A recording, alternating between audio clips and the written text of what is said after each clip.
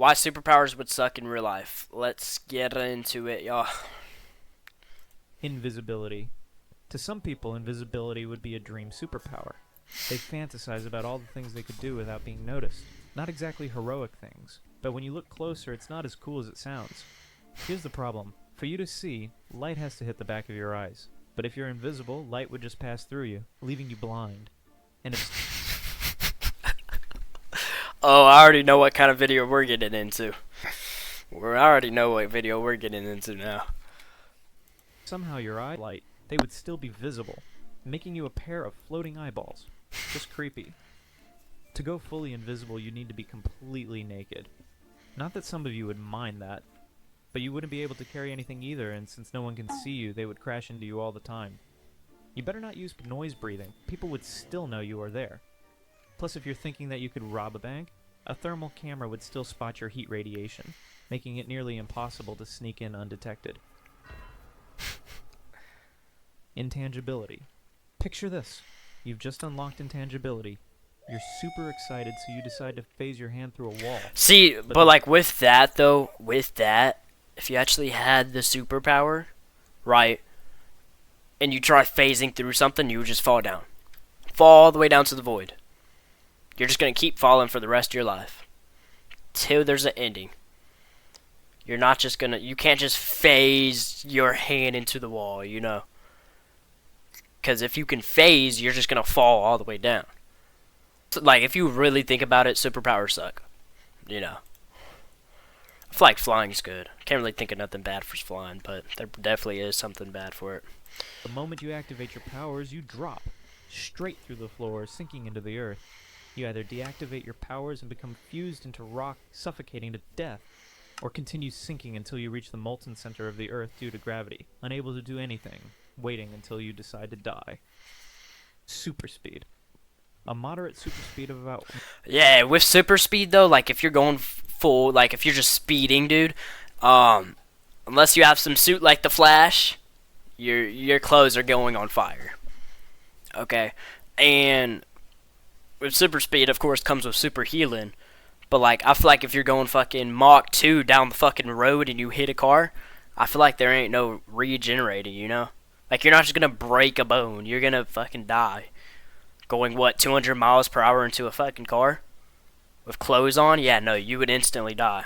190 miles per hour, like dashes, wouldn't be so bad. The problems would be minimal. But if we're talking about speed without speed force, then it would be a disaster waiting to happen. You would have to generate an enormous amount of force, far greater than what the human body can handle, and it would cause your legs to simply rip off your body. Here's the thing. Air isn't empty. It's filled with elements like oxygen and nitrogen, plus tons of tiny dust particles. As you move through air, you're rubbing against these particles, generating friction that produces heat.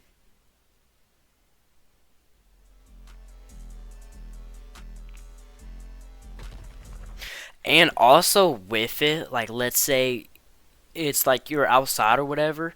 If you're going like Mach 2, whatever, like 500 miles per hour, I feel like your eyes would dry out so bad, like you go blind and like fast. You know, because you're going fast, right? And all that shit's getting in your eye. You know, it'll probably water up, but then it will get super dry. And I just have a feeling that you would just go blind from it because how fast you're going and just stuff going in your eye. Your eyelashes can't save that if there's millions of things going into your eye, you know? Because, like, in the air, it isn't just, like, oxygen and shit, you know? If you're going fast enough, there will be shit that go in your eye, so...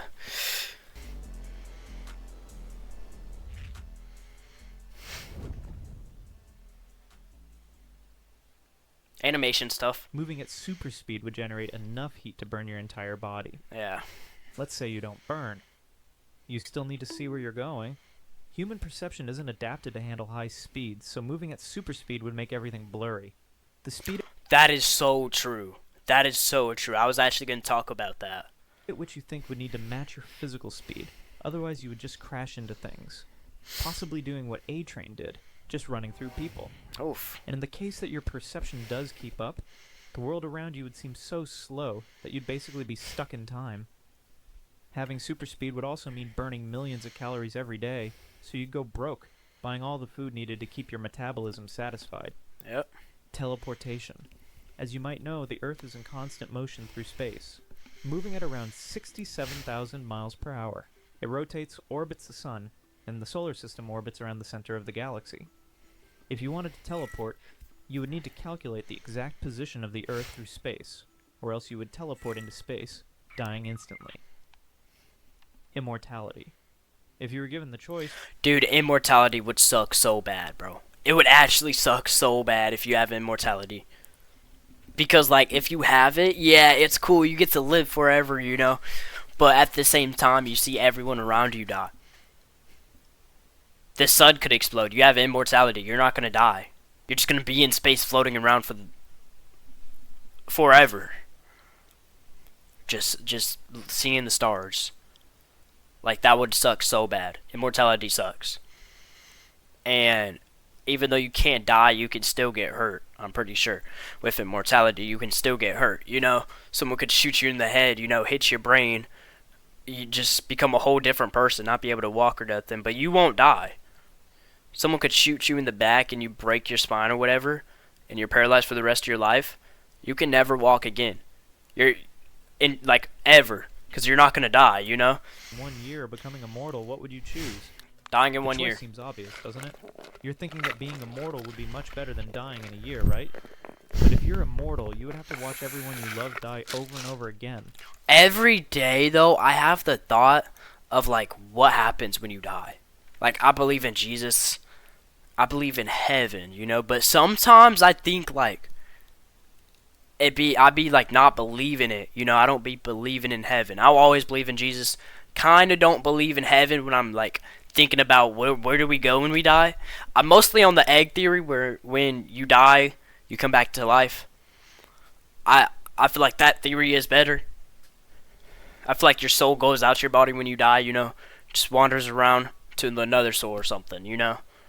And that's why you're not conscious. Like, you can't think of something you did when you were 1 year old from your eyes.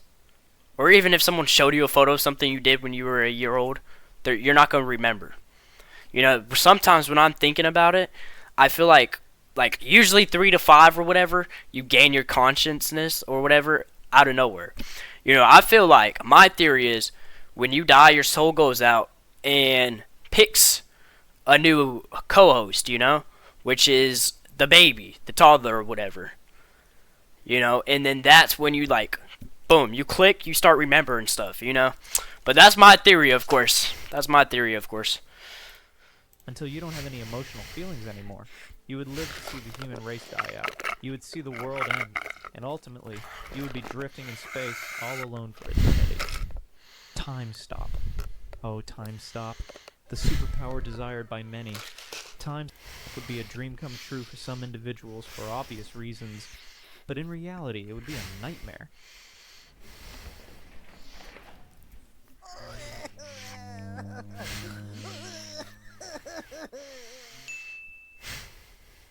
Stop. Okay, this is my example. You stop time. Let's say you're punching someone, right? You punch someone, they're dead. Like, instantly dead. You could fracture your whole fucking arm, too. Because the time stop. I would rob a bank first. You aren't really thinking about it, though. I'll just get back into the video. Molecules of air around you would stop as well, making it impossible to breathe. It also means photons would stop, rendering you unable to see. So you stop time and become unable to breathe or see until you either resume time or just die. Great power, huh? Super strength. Super strength sounds awesome, right? In real life, though, it's a mess. Everything's designed for regular people, meaning that if you were super strong, you would be breaking doorknobs, keyboards, and glasses left and right. Imagine going to hug your mom and breaking her spine because you don't know how to control your strength yet. Having super strength doesn't mean you're indestructible either. If you punch a wall, for example, because of That is smart, too. That is what he's about to say is smart as hell. If you have super strength and you punch a wall, your fucking fist is broken. You just have the strength. That doesn't mean your body can handle it, you know? Like, you're just strong, but your body can't handle it. So if you just punch a wall, you're going to break the wall, of course, but you're going to probably break your hand, too. Because, like, your hand ain't used to that. Like, you just get super strength out of nowhere, and you punch a wall, you're breaking your arm. because the force, like how hard the force you are punching the wall, your arm is broke.